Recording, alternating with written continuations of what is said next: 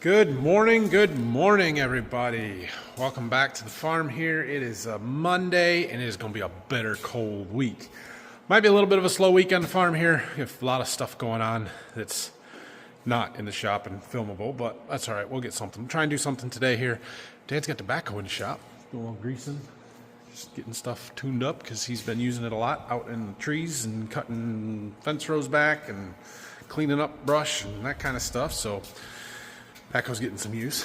Today I've got 3 seed trucks coming, so we got to stick around here to be able to get them unloaded.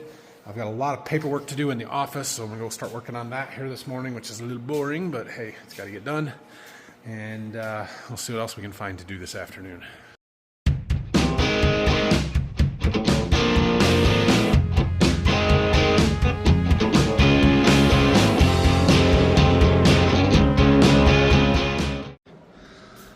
Okay, well, we've got a good start on stuff. So I have all my chemicals ordered. Right now we're working on getting stuff paid for by Wednesday when some of those bills are due. So I'm trying to figure out who I got to write checks to and for how much and accounts and all that kind of stuff. So we're figuring that out. The next thing I need to start working on from that standpoint is my starter fertilizer and spring fertility needs.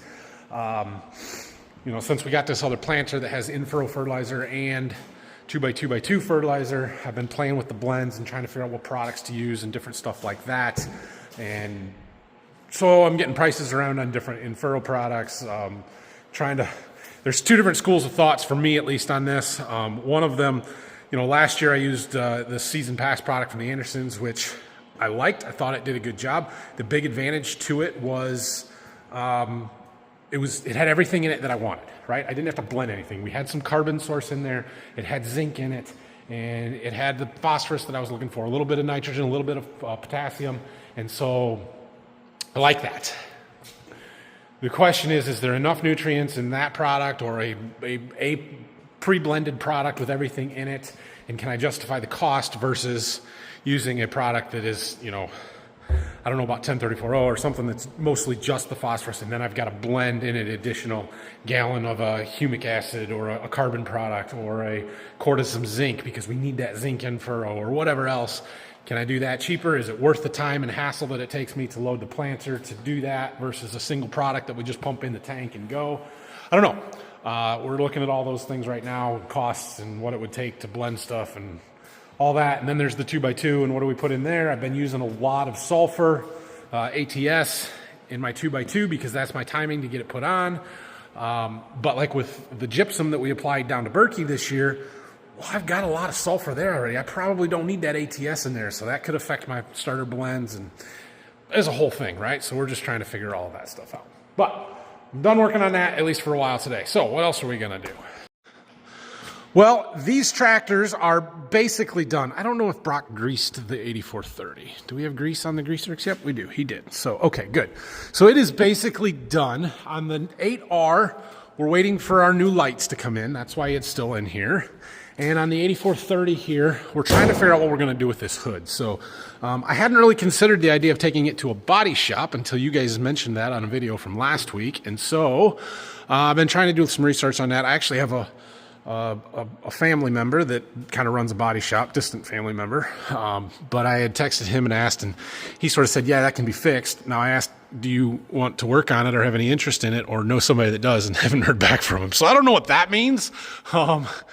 But I'm thinking we might need to call around and find a body shop that maybe is willing to tackle this. I think it's sort of a difficult one with the plastic on the inside. Let me get that light back. See how we got this, actually I think it's fiberglass, the black part that's glued to the plastic on the outside, and they're different materials, which is what caused it to crack in the first place. But it makes this a little bit more of a difficult process for somebody to try and fix it because you can't really get to the backside of those cracks, like that big one right there. You can't get to it on the inside, so you almost got to fix it from the outside. It's gonna be hard to make it look perfect and to keep it from cracking some more, but I think we can get some epoxy or something and at least fix it for a lot less than the $8,000 that a new hood from Deere would cost, maybe $4,000, $5,000 that you could find an aftermarket hood, or somebody sent me a link to one today, a used one that's been repaired for $3,600 or something, but it's in Canada and a long ways away. And those are the options. Those are the options. But hopefully I could take this to a body shop somewhere, and for $1,000 or something, they could fix the cracks and it would be good for a while. I don't know. That's just kind of what I'm thinking. Point being, the two tractors are in the shop here. We don't really have anything to do to them, but we need to kind of leave them in here at least for a little while. So this one needs windows washed. That one might need outside windows washed. I might work on that a little bit. But I have those three seed trucks coming today. I think I'm going to go down to the seed warehouse and work down there. Start hanging some conduit and stuff, getting ready to put those new lights up that I got coming, or that I have sitting there. So, yeah, let's wash a few windows and then go hang some conduit. All right, maybe we're not going to wash windows. I can't find any freaking Windex. There was a bottle in this tractor the other day. They're all gone. This is polycarbonate stuff for the Gator. That used to be Windex. It's not anymore. That used to be glass cleaner, and it's not anymore, and there's not very much in there. That one is soapy water. Oh, there's one. There's one. Okay, I missed those bottles sitting in the middle. Okay, what's this one? Instant Detailer. And what's this one? Rain-X glass cleaner. That might work too. We're going to use this one. Okay, never mind. We'll go wash some windows. I managed to convince Brock to wash the inside windows on that tractor. He did not voluntarily do so on this tractor. I think I was too hard on Brock one time when he was washing windows, and I was like, well, those aren't clean. And now he won't do it. It's okay. Windows are hard, but needs done. Ugh.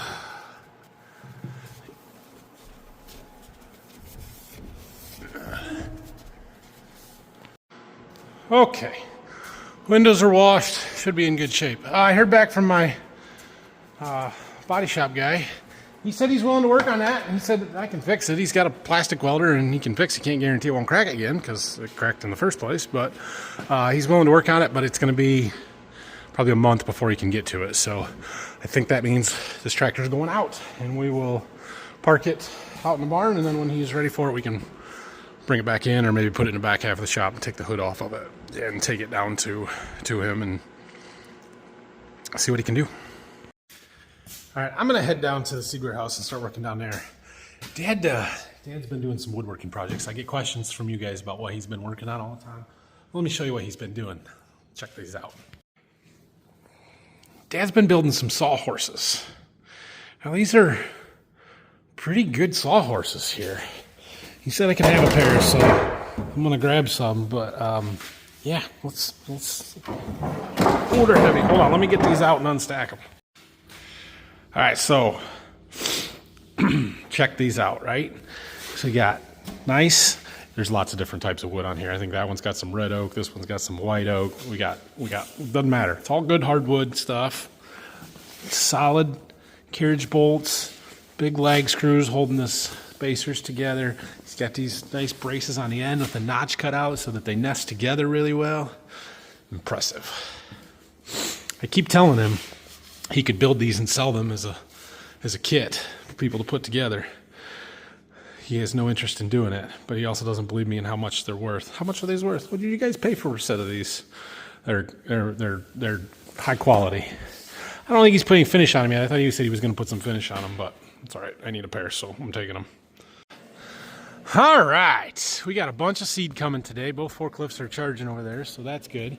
I want to work on something different than our insulation, though, today. I know we got more of that to do, mostly just this one corner, but I want to see where our lights are going to go up here. Try and figure that out a little bit more and start running some conduit. I bought a bunch of half-inch EMT conduit hangers.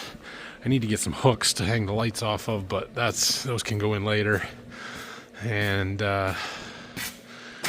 yeah, we'll start putting that up there so that we can run our row of lights. So I got all these lights here. These UFO high bays, I'm going to replace the ones that I've got, and we're going to put lots more in. And so basically what's happening here is, see that conduit I got up there for my existing lights? It's running on the side of the roof purlin, and I don't want to bury it behind the steel that I'm getting ready to put up.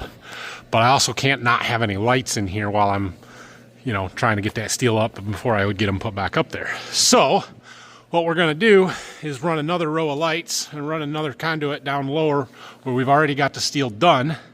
Put those lights up, get them at least temporarily wired in on that end where we can turn them on, and then I can take these ones down and still have light. And then we'll put the steel up and run a second row of lights up higher. And we're going to have 2 rows of lights on each side, so 4 rows total instead of 2. And instead of 3 lights per row, we're going to do 6 lights per row and make it really bright in here. Because when I put those in for no more than I was doing in here, they were fine. But now with as much treating as I'm doing, I didn't even have the treater when I put those up. So now with the treater and as much as we're doing, and especially in the, you know, February, March time frame, March, April time frame, I need more light, and so we're gonna fix it up. All right, so I'm counting purlins and trying to figure out where we're gonna space the lights. So we're essentially gonna have 4 rows of lights going across. You can kind of see it over on that side there, the different, anyway. It's 18 purlins from the eave to the peak. And so if you divide that by 2 for 2 rows on each side, that's 9, right? But we don't want to start 9 up from the bottom because that would be right in the middle. So we actually want to start 4.5 up from the bottom. We're going to call that 5. So we're going to go 1, 2, 3, 4, 5. So right here, which is perfect because it's a straight shot right through. We're just going to have to bend our conduit around these, but it'll work. Yeah. So that's where we need a light in the middle of it. So basically, right here, we're going to hang a light. We're going to put a box, and we're going to run conduit, and it's going to work. Okay, let's figure out how we're gonna do all this. Okay, well, this isn't gonna be too bad. We got a little learning curve to do, but it'll be all right. So we're gonna just use screws to screw our box up there, and then we can attach our conduit to it. I might need to get a couple of washers to space that down because we're just a little bit too tight where it won't close on that. So a couple of washers would go a long ways there. But then when we get to our trusses, we're gonna have to do some bending. So I've marked that. I got a pipe bender, but I'm going to have to remember how to do this. It's been a long time, and I've not done very much of it. So problem is it takes 4 bends to go down, flat, back up, and flat. So let's see if we can figure it out.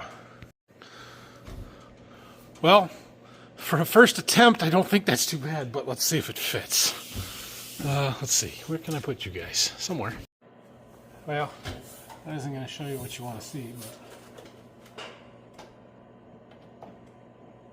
but...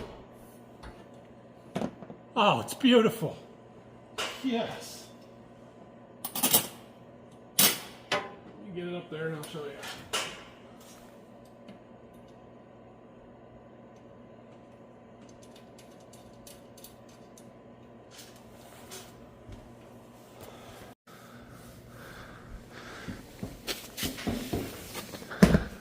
Look at that.